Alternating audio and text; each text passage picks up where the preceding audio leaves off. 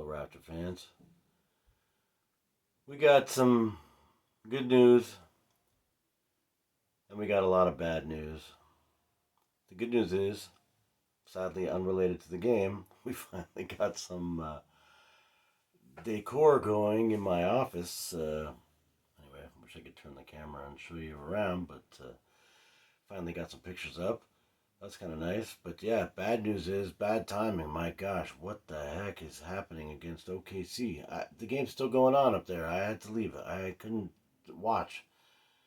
I'm shocked that any member of our first or second, rotation bench guys are still in the game. I don't understand why we haven't just emptied it.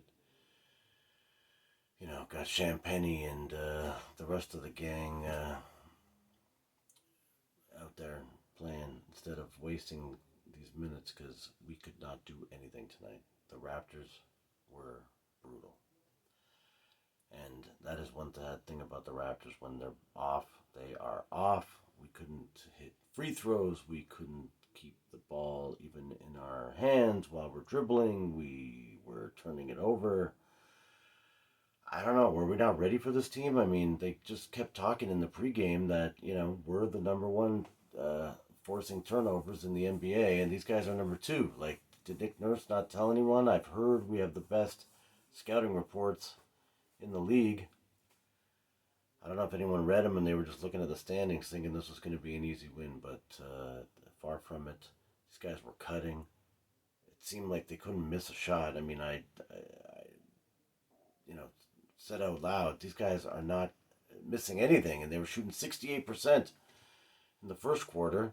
It might have even been the first half, and it was still around 65, it looked like. As the third quarter was on, I don't know, this game was horrible. Horrible. Horrible. Saw a little bit of energy sparking out of Scotty Barnes in the second half. Somebody seemed to have, pulled him aside. They even commented. It looked like someone must have grabbed him. I could definitely see some fire under him, but I don't know. He wasn't hitting shots. I mean, man, these guys just made it look easy. And I think it's these Canadian boys, Duarte and Shea, Gillis, or SGA, killing us. Killing us. So, I don't know if I want to even delve into top five plays. I mean, let's just pick apart the Raptors a little bit. Fred VanVleet, is it because of his height that this guy cannot alley-oop pass? I don't know if it's something they work on in practice, but he's horrible. He sucks at doing alley-oops. He's good at other things. I'm not trying to be a Fred hater. I like that guy. Steady Freddy. I mean, man, we've got a lot of positives out of this guy betting on himself. But his alley-oops are brutal.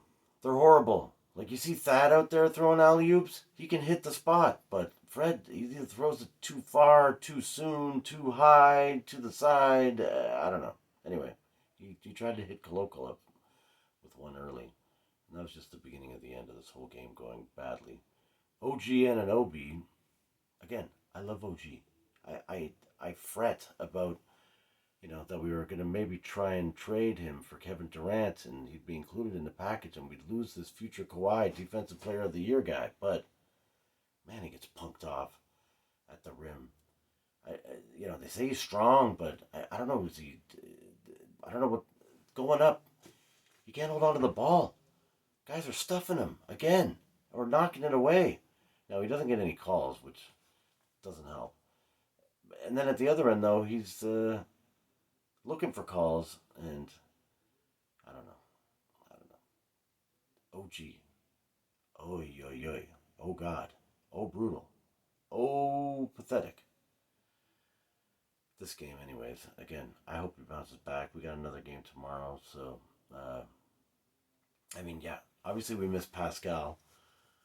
I never thought we would miss Precious Achua this much, but my gosh, maybe we need that girth in the paint. Because Boucher came in, tried to salvage it. I wish Boucher would hit more shots. I mean, his energy is fantastic. Again, he's a Canadian guy. I mean, I love these guys. I love the Canucks.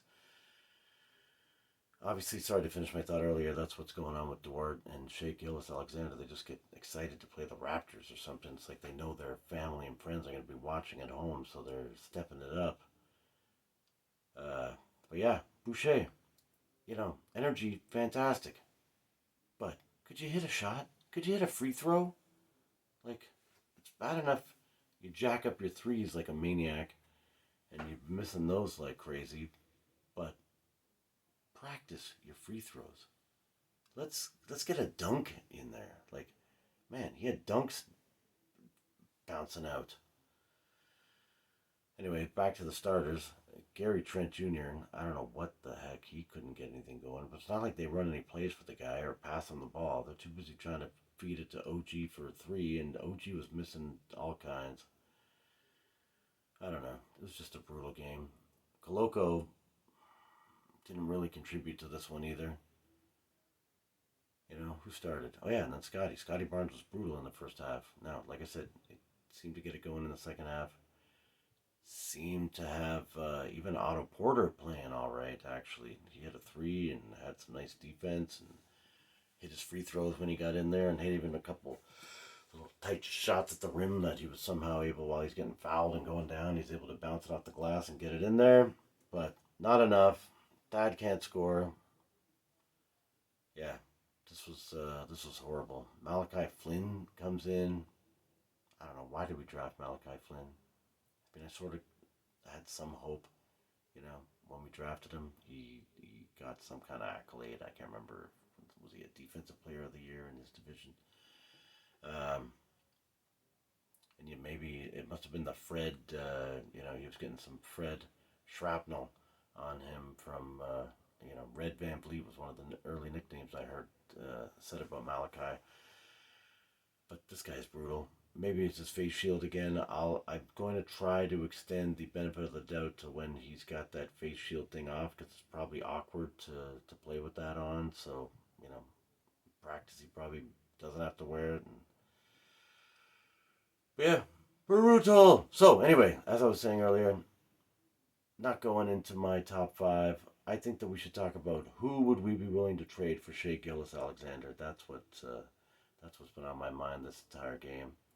As I said, I've been worried to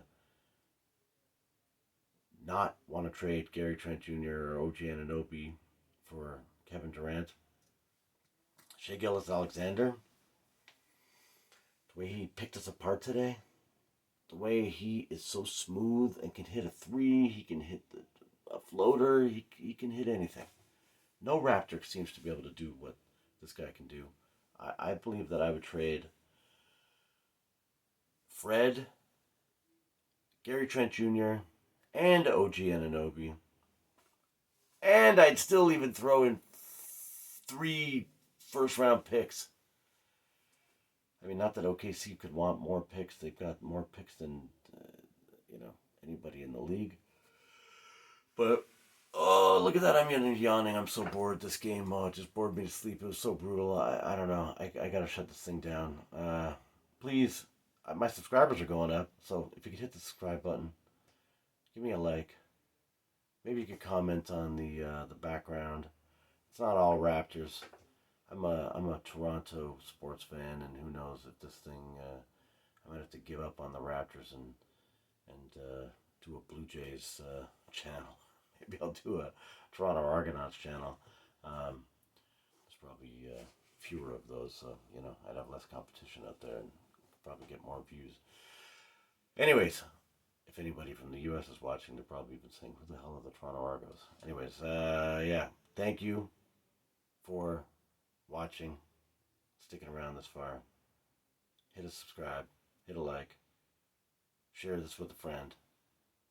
Mr. Beast for president. Brutal, brutal Raptor loss. Just too depressing to even go on. I can't believe I've even made it 9 minutes. It's time to shut this off and hope for tomorrow being a better game. And we'll see you then. Thanks.